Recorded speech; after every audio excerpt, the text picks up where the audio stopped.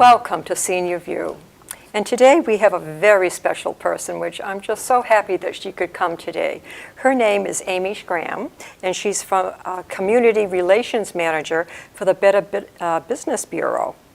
It's a 100-year-old nonprofit service, and we will discuss on how consumers can best utilize all of the free service for consumers and other factors which I think will be very interesting to listen to. So let's go. Okay, Amy, where would you like to start? Well, let's start at the very beginning. Okay. Well, thank you so much, first of all, for inviting me to be here today. It's my pleasure to be here.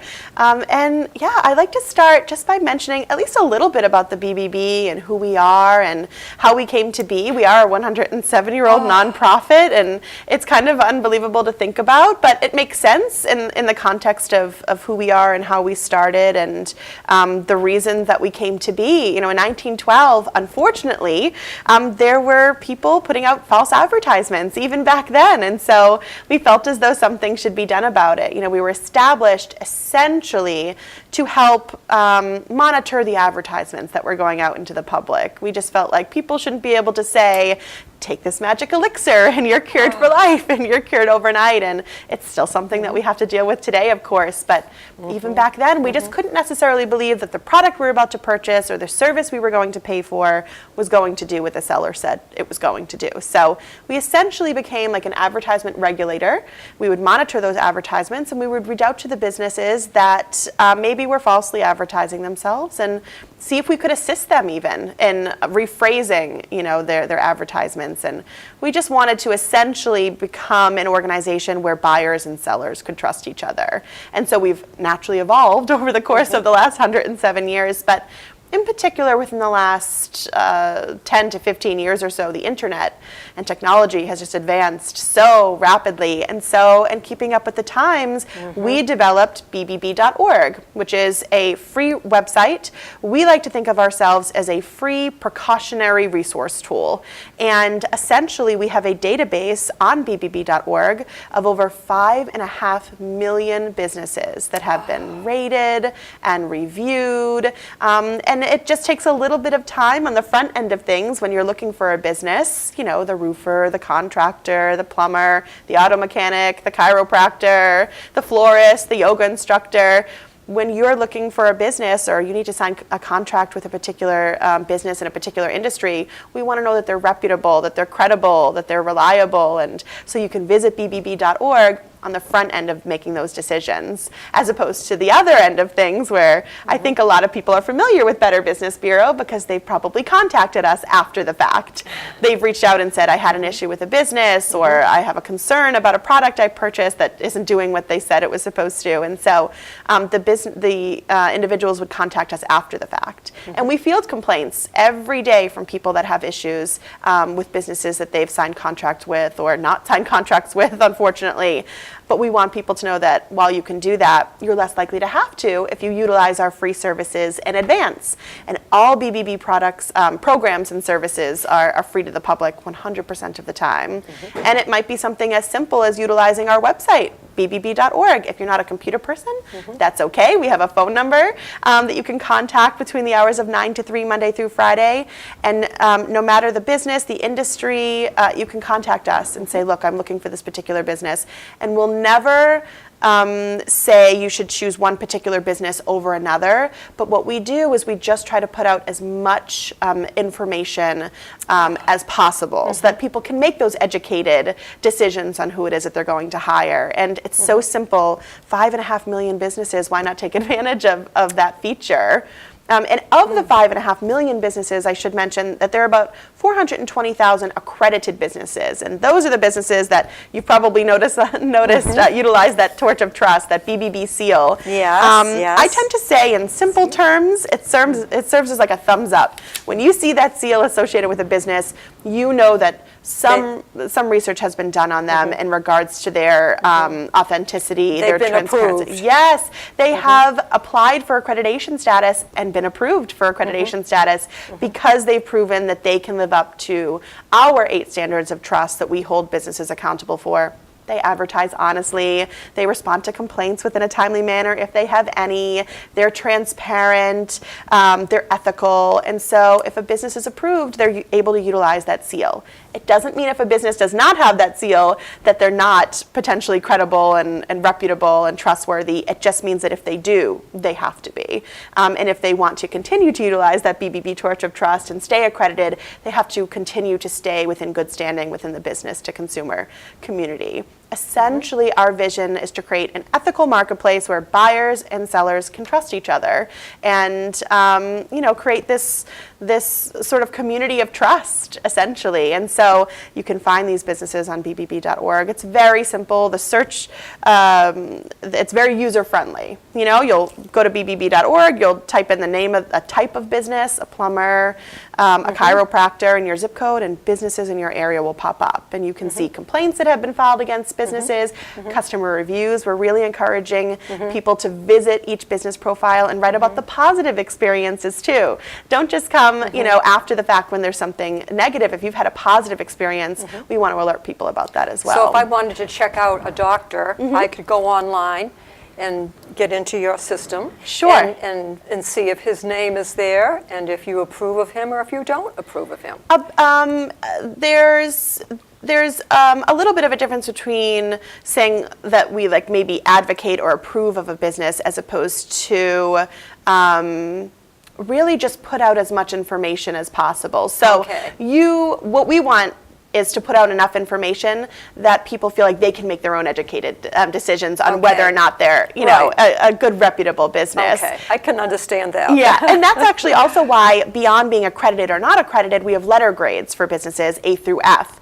Because you may find a non-accredited business that has an A rating. You'll just never find an accredited business that has an F rating. Okay. We want people to know that there's more proof in the pudding, really. It's about just looking at all of these facts and how long a business has been established even. But any type of industry, really. There's dentists that you can find, local dentists, and like I mentioned, chiropractors and things like that. So a lot of times people think of, the roofers, the contractors, the plumbers, but it's any type of industry that you can imagine. We just want people to feel like there's enough information for them to make those decisions.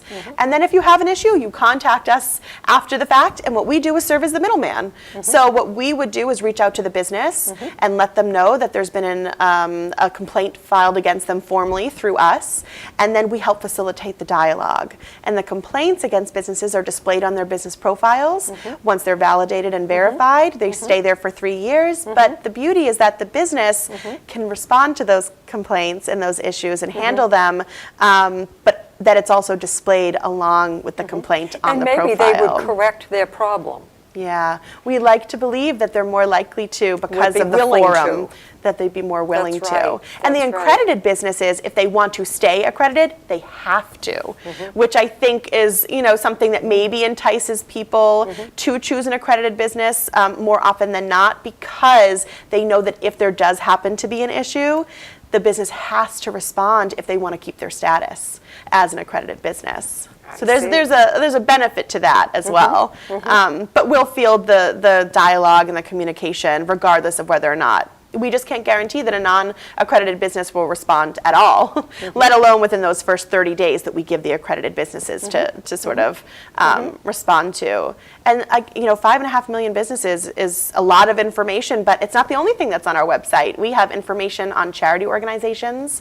We have information on scams and fraud and identity theft issues, and we're constantly updating our database. Unfortunately, we need to. How busy you people are. I know. I can't imagine. It's really interesting. In our service area, so our office, Better Business Bureau office, is located in Marlborough, Massachusetts, not too far from here. But we serve from our office all of Eastern Massachusetts, all of Maine, all of Vermont, and all of Rhode Island. So if there is a particular issue with a business that's headquartered within our service area, people would contact our office to handle that. And we have a community relations team that is out in the community offering outreach services and educational services, just like this. We deliver close to 200 programs a year, free programs on behalf of our Speakers Bureau on fraud and scams and identity theft. And it's unfortunate that it's such a relevant, necessary topic to be discussing. It is. In today's world, though, I'm not surprised. I know. I mean, we're so thankful that you people are here doing this, you know, with the fraud that's going on. And seniors, you know, sometimes they're picked on, you know, because, you know, seniors are very trusting people, because in our generation, we could trust. But not now.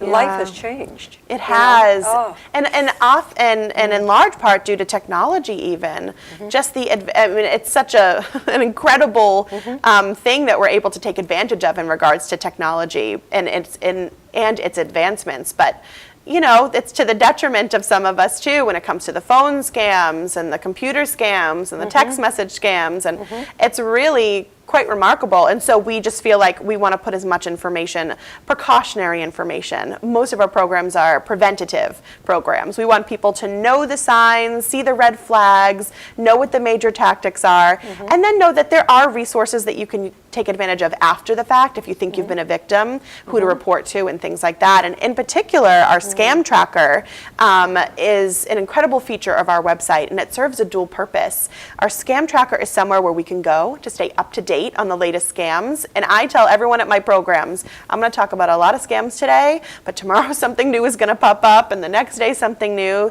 So just stay informed and up to date via our scam tracker. And you can search via the scam tracker by location, by type of scam, by name of scam, by how much money has been lost.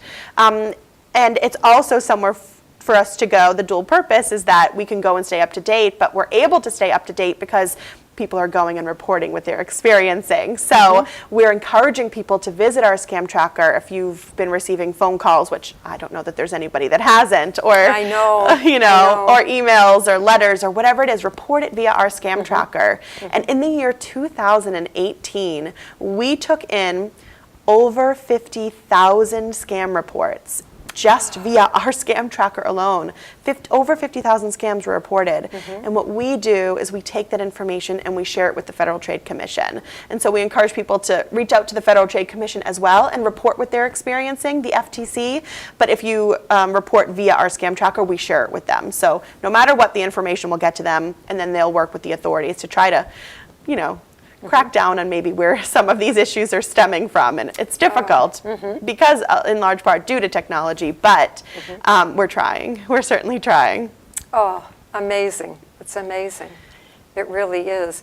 And, you know, you feel safe when you can call and ask these questions and not be ridiculed and frightened. Yeah. You know, is this real or isn't it real? You know, can I call the BBC and not be rejected and just tell your problem to them? And you know, if you feel you have been scammed or cheated on an item you purchased, maybe some medical equipment, or you know, or you know, something in the home that you bought, you know, that's very special, and you just don't know. Now, what about like items like jewelry and you know, because people can buy something, they're being told, oh, this is this, but it might not really be. You know, do people check out those kind of things? Absolutely. We want people, especially if you feel, and this sort of works in two ways, if you feel like you've purchased something from a real business and the real business didn't deliver on the product that they were supposed to, that is certainly something that you would come to us about. But also, if you feel like you purchased a product from maybe what you thought was a real company and then you never received it, you would contact us for that as well, because more likely than not it's a scam, and it's something that's counterfeit, and that's a big issue that we're facing now, especially because you can purchase things online. So you're not necessarily going into a brick and mortar anymore. You're purchasing from websites that may not be legitimate, and it's a very, very, very big issue. And what's remarkable about some of the stats that are coming out is that, you know, for example, the 50,000 reports, scam reports that we took in, it's probably much more than that. We know that it's much more than that, but people are a little anxious to report every time. Fear, don't you think? Fear, and also, you know, there's a little bit of shame, I think, involved. It's not necessary, but people feel, you know, I might feel a little embarrassed if I bought something from a website I thought was legitimate and then it turned out not to be, but we can't live that way anymore. We have to know that it's very easy for these scammers to create websites or create emails or call us and misrepresent real businesses. Yeah. It's actually the #1 tactic that's being utilized today. It's known as an imposter scam. And they're scammers who are as simple as it sounds. And they sound so real. That's exactly I've received it. several phone calls, you know, and we're just calling and checking on this, you know, and you have signed up for this insurance company or whatever, and we're just checking to see the amount. Are you okay with it or whatever, you know, and you know, you wonder, is this real? You know, Yeah. and they sound so sincere. And now, do a lot of these scams come from overseas? Yes, and there's no way to know if they're real. To get back to your point, there's absolutely no way to know if it's coming from somewhere local or outside of the country. A lot of the calls that come in are coming from outside of the country. But it's interesting because we're looking at our caller ID screens and we're seeing a local number pop up more often than not, or we're seeing numbers pop up on our caller ID that look like they're coming from at least somewhere within the United States. But most of the calls are coming from outside of the country, and the scammers are manipulating. They're utilizing scrambling devices, and they're scrambling the numbers that pop up on our caller ID because they know that if we look down when our phone rings at our caller ID and we see Jamaica pop up, we're probably not likely to answer the phone. But if we look down and we see somewhere within Massachusetts, you know, a Massachusetts area code, the Hopkinton area code, our own phone number pop up on our screen, we're more likely to answer. And so right away, there's a little bit more of this believability factor if we're answering the phone, it looks like it's from a local number, because we just assume that maybe it is who they are, who they say they are. And because they're not calling us and utilizing those sort of what I tend to call big red flag waving scams, you know, scams that sound ridiculous. They call us and say that we won the Irish lottery, or there's a Nigerian prince that just passed and we have all these rubies to collect under our name, you know, we won a free cruise, a free vacation. Those calls come in, but they're not coming in as often because we're not falling victim to it anymore. They're so outlandish. Now what's happening is they're calling and they're misrepresenting our bank, our credit card provider, our phone provider, our cable provider, our electric company. And when they do that, we stay on the line just a little bit longer. And because we stay on the line a little bit longer, they're able to manipulate the situation just a little bit more. The longer we stay on the line, the more likely it is that we're going to divulge information, even when we don't even realize that we're doing it. And it's very simple, and the scammers make money off of that. And we know that if someone asks us for our social security information or our credit card number or our bank account number, we know when that happens that, you know, the red flags go waving. We say, that's, you know, who are you to ask me for that? And I shouldn't give that information out. And so they don't do that to start anymore. They ask us small pieces of information, even just confirming our last name, confirming our address, confirming the last 4 digits of an account or something. So we don't feel like we're divulging too much. And what they do is they take this information, and once they've obtained the smaller pieces of information, they use it. It's smaller pieces to a bigger puzzle. So every time they contact us, it can become more and more realistic and more personal.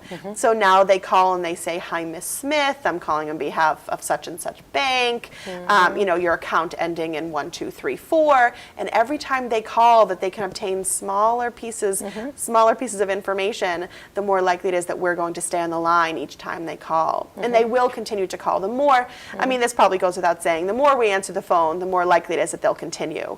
And I know for a lot of people, it's frustrating because the phones are ringing 10 times a day. That's right. It's That's really right. difficult. And if you don't have a caller ID or you don't have an answering service, we're sort of forced to answer the phone just in case it's someone that needs us. But if you do have an answering machine, let it ring. Let your answering machine pick it up for a multitude of reasons. Okay. Now you do that, okay? Let it ring. And it's one of the simplest things if we really think about it. And I think once we realize that answering the phone gives the scammers what they want, even just to start, they can make money, believe it or not, off of the fact that we've simply answered the phone.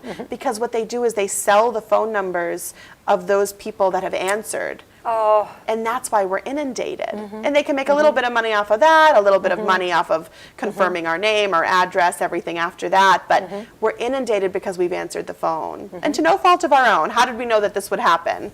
But that's what's happening. It's being bought and sold. And if we can just let it ring. The more we let it ring and let our answering machine pick it up. And once I realized that that's what the scammers wanted, they wanted us to at least just answer the phone. They could confirm that it's an active number. The ringing sounds a little less annoying to me now. I think, okay, I'm going to let it ring because I know that if I let it ring, you're not getting what you want. Whereas if I answer, and even if that's all I do, if I answer and hang up, they can make money off of that. My word. I I know a couple of times I have said, well, I'm sorry, I can't deal with this right now, and I hang up. And what I do is I call the company, like my bank. I've had to do that a couple of times. I'm so I've glad to hear called. that. Yes. You know, I'm not going to answer, you know, because I don't know if this is real. So I'm Right. not going to give them my social security number and my credit card number. No way. It's so smart that you do that. And honestly, that is the second best thing that we can do next to not answering the phone, Yeah. is if we are answering, hear who it is on the other end. That's okay, without divulging your own information. They say they're your bank, your electric provider, whoever it is. Hang up on that individual in And check it whatever out. fashion you like. Find the right number. That's right. And call them back. And it doesn't take as long as we think it does every That's right. time, right? Yes. You call and it never takes as long as we think it's going to. That's right. And That's it serves right. a dual purpose. You now have peace of mind. Yes. And Yes. that organization, that business now knows that someone is out there making calls and misrepresenting them. And so now they're alerted to that. And you're not going to be the only person to receive that call that day, unfortunately. I you know it. I know it. There are others out Yeah, there. and especially too if there's a foreign accent. That makes me nervous a little bit. Yeah, and- I hate to say that, but No, it's but the truth. what's interesting about that is that if it's a legitimate company and they do happen to outsource their call centers, if it's a legitimate company and you would prefer to speak to somebody located within the United States, you can actually request and say, I'd like to be I didn't transferred know to that. someone within the United States. And if they have an office within the U.S., and they're a legitimate business, they would do that. So it's kind of a way to weed out maybe a scam from a legitimate business by just saying something as simple as, I'd like to be transferred. And if it's not a real business, they're probably going to hang up on you because they know that they can't do that for you. That's and they right. know that then you'd probably have a little bit more resistance just for the fact that they weren't adhering to your request. And so the real businesses know if we transfer them, that, you know, or if the scammers know that if they can't transfer, then you'll probably hang up on them. So they'll just hang up on you before you even give them the chance. And when I have started to ask questions, you're right, hung up on me. Yes. I said, Yes. One of the Yeah. simplest things we can do if we answer the phone is say, you know what, do you have a phone number I could give you a quick call back at? oh, that's a good They idea. hang up so fast to the point where it's quicker than if you hung up on them. Oh, Amy, that's Because good. they don't have a Yeah. number to give you, right? That's right. They know if they give you a real number to reach them, then you can report that. And that's Yes. what they don't want that. Yes, yes, yes. They want to be calling us from manipulated numbers that can't be traced and tracked. And so it's just a simple little thing. And I think it also makes us feel a little better because there are those individuals who maybe feel uncomfortable not knowing if it is a real, a legitimate business or a legitimate representative versus scammer. And a lot of us get nervous. Well, what if it really is, you know, really my bank or really this company? I don't want them to think I'm difficult or think I'm rude. Or call them back. Okay, yeah, exactly. And Yes. so by saying Yes. something like, do you have a number I could call you back at? You know, if it's a real business, they'll have one. And they'll say, absolutely, here's the number. You know, Wonderful. and if it's not, then you'll know. It'll be obvious. You know where I'd like to put this? Maybe you could give me an extra one. Sure. Is at our senior housing. Oh, On the absolutely. bulletin board, because a lot of them don't have computers. Yes. And so this information here, you know, now Absolutely. write down free service if you feel, you know, Sure. somebody's manipulating you. And any housing authority or housing unit or council on aging or library or any business or organization, anyone that wants a free program for their employees, for their clients, for their community members, can request one via our Speakers Bureau. You can find that via bbb.org and visit our Speakers Bureau portion of the site and request a free program. And I'm more than happy to come out and deliver a program on fraud and scams and cybersecurity issues for those individuals that maybe do use computers and Good, are concerned Amy. about online That's right. tactics. And identity right. theft, that's probably one of our biggest program of requests is for our identity theft program. Oh. Unfortunately. Yes, you know? yes, yes. Oh, Amy. Now, you said this started in 1912. Do you know who actually started it? Do you know? Was it a group or a gentleman or? Sure, I should have that name off the top of my head. I know that it was someone very specific. That's okay. But we were able to expand very quickly. Yes. I think that, and there have been different iterations of the Better Business Bureau in regards to what our main focus was. Yes. But it is remarkable that the basis of what we were founded on, being that truth in advertising, is still something that we're combating today. They deserve so much credit. Oh, yes. They must have really looked ahead to the future. I know. Well, it's interesting too because today it's mainly online ads and ad reviews because that's what people are. It's technology. It's that advancement. Now, what we monitor more than anything are the online ads. Okay. And it's really remarkable. Okay. Amy, I want to thank you for coming today. Thank you for having this me. This is so interesting, and it gives hope. I mean, you people are like cleansing a sick world. It does sort of feel like an epidemic in regards to scams, doesn't it? Yes. Thank you, Amy. Thank you. Thank you so much. And I hope that you really have learned a lot from listening to Amy. And if you have any questions, you can call the Hopkinton Senior Center. And I will be putting up the little cards at the center and at the Hopkinton Housing, and maybe the library. So thank you for watching, and you have a good night.